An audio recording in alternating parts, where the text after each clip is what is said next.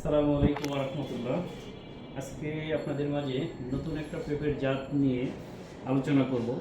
তো জাতটা মাশাআল্লাহ অনেক সুন্দর, দেখেন এটা গাছ পাকা পেঁপে, খুবই সুন্দর কালার এবং খাওয়ায় অনেক মিষ্টি।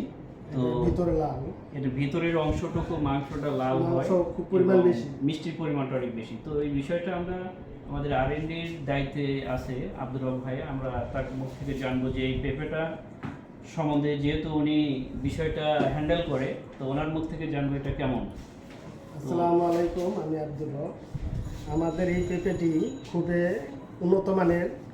এই পেঁপেটি একদম গুঁড়ে থেকে ফল আসে এবং কোনো ভাইরাস নেই গাছে, একদম গুঁড়ে থেকে মাথা পর্যন্ত ফল আছে এবং এটি খাওয়ায় খুব মিষ্টি, ভিতরে একবার তরমুজের মতো লাল। এটা ভিতরে বীজের পরিমাণ খুব সামান্য, কিন্তু মাংসের পরিমাণটা একটু বেশি। এটা দেখতেছেন, এটার ওজন প্রায় 2 কেজির কাছাকাছি। ধন্যবাদ।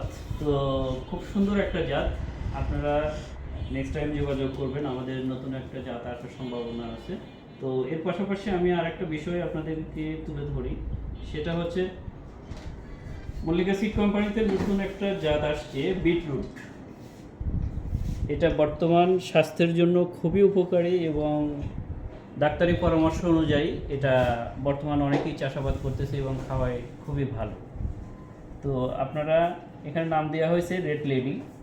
তো আপনারা প্রত্যেকেই যারা বিটরুট যারা চাষ করেন, তারা অবশ্যই যোগাযোগ করবেন মল্লিকা সিড কোম্পানির এই রেড লেডি বিটরুট চাষ করার জন্য।